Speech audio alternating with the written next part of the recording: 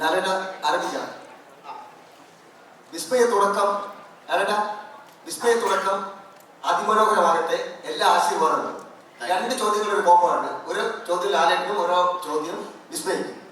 ഈ തുടക്കം സിനിമയുടെ സ്ക്രിപ്റ്റ് വീട്ടിലെത്തിയതിനു ശേഷം എത്ര മണിക്കൂർ വീട്ടിൽ ഡിസ്കഷൻ നടന്നു ഈ പടത്തിലേക്ക് വിസ്മയിക്കാം? വിസ്മയ, അടുത്ത ചോദ്യം. പ്രണവേട്ടൻ എന്താണ് നൽകിയ ഉപദേശം? ആദ്യം ലാലേട്ട, അതിന് വിസ്മയ. എങ്ങനെ എത്ര മണിക്കൂർ നടന്നതെന്ന് എനിക്ക് അറിഞ്ഞൂടാ. കാര്യം ഞാൻ അതിലുണ്ടായിരുന്നില്ല. ഓഫ്കോഴ്സ് കഥ കേട്ടു. അപ്പം നമുക്ക് നമ്മുടേതായിട്ടുള്ള ചില അഭിപ്രായങ്ങൾ പറഞ്ഞു, അത്രയേ ഉള്ളൂ. അല്ലാതെ അതിൻ്റെ കൂടുതൽ ഡിസ്കഷനിലേക്കൊന്നും ഞാൻ പോയില്ല. അതാണ് എൻ്റെ സത്യം.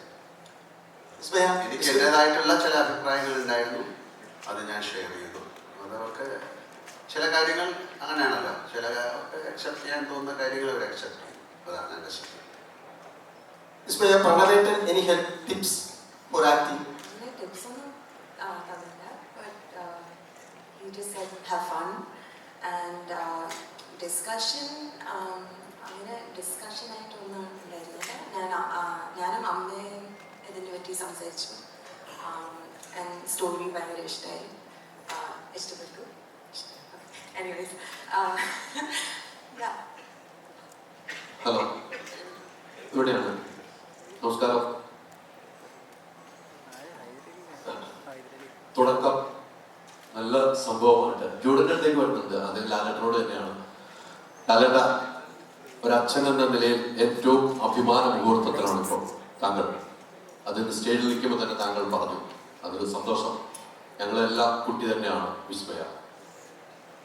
ലാലേട്ട അഭിനയിക്കുന്ന സമയത്ത്, ലാലേട്ടൻ അഭിനയത്തിന്റെ കാര്യത്തിൽ നമുക്ക് എല്ലാവർക്കും വരാം. വിസ്മയോടൊപ്പം ആ ഷെയർ ചെയ്യുമ്പോൾ, ക്യാമറയ്ക്ക് മുന്നിൽ ഷെയർ ചെയ്യുമ്പോൾ ലാലേട്ടന് തോന്നിയ ആ മുഹൂർത്തം എന്തായിരുന്നു ആ സമയത്ത്? അല്ല, ആ സമയത്ത് എൻ്റെ മകളാണെന്നൊന്നും ഞാൻ വിചാരിക്കില്ല. എൻ്റെ കൂടെ അഭിനയിക്കുന്ന ഒരാളായിട്ടാണ്.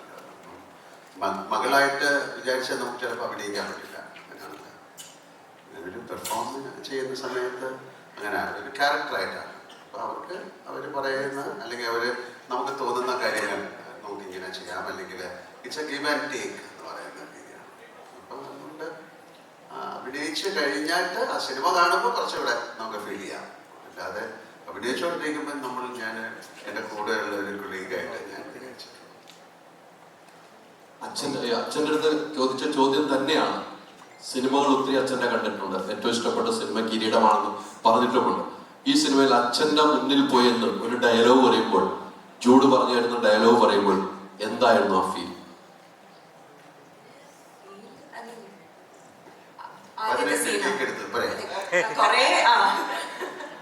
അത് ഞാൻ അച്ഛനായി കണ്ടു. അതുകൊണ്ട് ഞാൻ അവിടെ എത്തിയപ്പോൾ എല്ലാവരും അച്ഛനെ കൂടെ ആക്ട് ചെയ്യാൻ പോവാണ്, എക്സൈറ്റ്മെന്റ് ഉണ്ടായിരുന്നു. I was nervous. ഞാൻ നെർവസ് ആയിരുന്നു. 18 അല്ല 16, സോറി.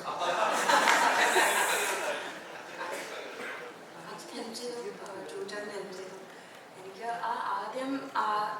ആദ്യത്തെ സീനിൻ്റെ ഫസ്റ്റ് ഷോട്ടായിരുന്നു പ്രശ്നം. പക്ഷെ പിന്നെ സീനിലോട്ട് പോയപ്പോൾ ഓക്കെ ആയിരുന്നു. Hi, Vismaya. I'm sitting right here. Okay. So you've spent years expressing yourself through poetry, painting, and everything. There, the creative control is almost under you. But here, when it's acting, it's more of a collaborative process, and it's shaped by Jude's vision here. Is it difficult to let go of that control, emotional control, as an artist? So I would say that it's still the same kind of freedom. I wouldn't say that the freedom is any less with this process, because it's like, it's an art form, so you're still expressing in your own way. So it's not, yes, of course the director gives you his vision, but then it's your instrument, right? So you have to bring out your own creativity. Yeah. Thank you so much for the answer, sir. My question is to you. You've seen actors starting their journey through all these decades. As a father and as an actor, what do you think is the most important quality a co-actor, an experienced co-actor should have when he is with a person who's facing the camera for the first time? Basically common sense. Seriously. Because we are not supposed to ridicule them, or we should not give any kind of confusion to them. So be with them, travel with them, and you can, on the travel you can correct them, or you can learn so many things.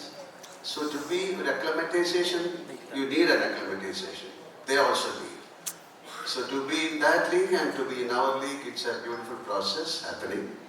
So നമ്മുടെ co-actors-ന്റെ കൂടെ ഏറ്റവും രസകരമായിട്ട് make fun with them, be എന്താണ് ഒരു state of happiness, exchange and make them comfortable. Same with the Maya. അപ്പോൾ മായ sometimes we feel അയ്യോ ഈ കുട്ടി എന്താ ഇങ്ങനെ ചെയ്യണമെന്ന് ഇവരത്തല്ല എല്ലാവർക്കും തോന്നാം, മറ്റവർക്കും തോന്നാം. അതിനെ ഒരു ഇറിറ്റേറ്റഡ് ആകാതെ സെയിം വിത്ത് ഡയറക്ടേഴ്സ് ഓൾസോ അല്ലേ. ചില ഡയറക്ടേഴ്സ് ഉണ്ട്, ചില ദേഷ്യപ്പെടുന്നവരുണ്ടാവും, പക്ഷേ that will reflect the confidence of the actor. അപ്പോൾ ഇതൊരു പ്രോസസ്സാണ്, ഇറ്റ്സ് എ ഹാബിറ്റ്, ഇതൊരു പ്രാക്ടീസാണ്. So like he said, first day പോലെ ആയിരുന്നില്ല മായ 10th ഡേ, പിന്നെ ലാസ്റ്റ് ഡേ എന്ന് പറഞ്ഞു. So it's a process. So അതിന് യു നീഡ് ഇതൊരു സെൽഫായിട്ട് കണ്ടുപിടിക്കുക അങ്ങനെയൊക്കെ പറയണതൊക്കെ it's a more it can happen on this stage. This is something different. Entity wise it's totally different cinema എന്ന് പറയുന്നത്. So you have to practice. നിങ്ങളുടെ ഒരു intelligence ആണ് അതിൻ്റെ പുറകിലുള്ളത്. And basically I believe an actor needs excellent common sense. Thank you. Thank you so much. ആൻഡ്രി ചേട്ടാ ഇപ്പം ഒരു പ്രൊഡ്യൂസർ മാത്രമല്ല, ഒരു നടൻ്റെ അച്ഛനും കൂടിയാണ്. നടൻ്റെ അച്ഛനും കൂടിയായിട്ടാണ് ഇപ്പോൾ ഇവിടെ ഇരിക്കുന്നത്.